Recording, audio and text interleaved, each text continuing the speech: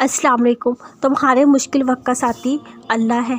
जब ज़रूरत होगी किसी चीज़ की या किसी के साथ की, अल्लाह को अपने साथ पाओगे, वही तुम्हारे लिए वसीले बनाएगा।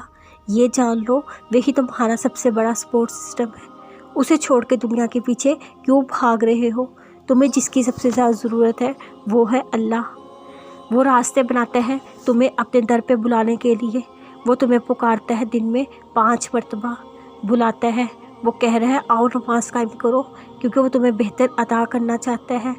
आओ और ले जाओ, आओ नमाज की तरफ, आओ कामयाबी की तरफ। वो हर रोज़ बार बार क्यों कह रहा है? क्योंकि दरअसल तुम्हारी दुनिया आखिरत की कामयाबी नमाज से जुड़ी है। वो चाहता है तुम सजदे में सर गिराओ और वो तुम्हें थाम ले। तुम उससे बात करो और उससे दोस्ती हो जाए। अगर जानो तो एक पल भी अल्लाह के बगैर तुम्हारा गुजारा नहीं।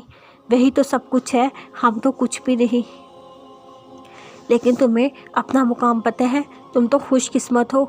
कोई है जो तुम्हारी भलाई चाहता है, जो तुम्हारे लिए कभी कोई गलत फ़ैसला नहीं कर सकता, जो तुम्हारी हर पुकार पर लब्बैक कहते हैं, जो हर पल तुम्हारे साथ है, तुम्हारे अनकहे लफ्ज़ों और दिल में छुपी बातों दुआओं से वाकिफ़ है, तुम्हें सुनता और अता करता है। कोई है जो तुम्हें तकलीफ़ के लम्हात में अकेला नहीं छोड़ता, तुम्हें गिरने नहीं देता, तुमसे 70 माओं से बढ़ के मोहब्बत करता है। वो अल्लाह ही तो है। कोई और है अल्लाह के सिवा जो तुम्हारा यूँ साथ देने वाला, तुम्हें यूँ चाहने वाला? नहीं ना। तो फिर अल्लाह को क्यों छोड़ रखा है? उसको पहली तरजीह क्यों नहीं देते? उसकी तरफ रजू क्यों नहीं करते? तुम एक मरतबा उसे दिल से पुकारो तो सही। उसने जवाब ना दिया, साथ ना दिया तो कहना।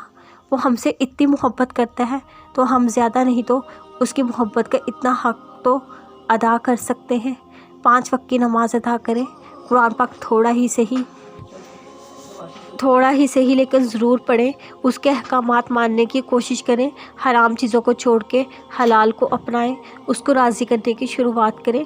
नियत खालिस रखें, रास्ते वो खुद बनाएगा। ऐसी कामयाबी देगा जो दोनों जहानों में तुम्हें सरखरू कर देगी।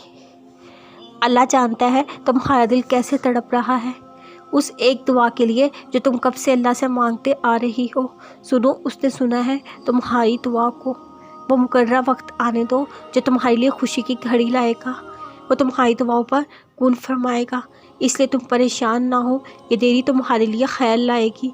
तुम्हारी मांगी दुआओं को कबूलियत की ऐसी मंजिल नसीब होगी, तुम सजदा शुक्र करती रह जाओगी।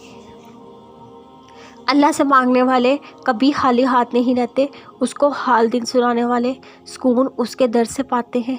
यकीन रखने वालों को वो उनके गुमान से बढ़कर अता करता है।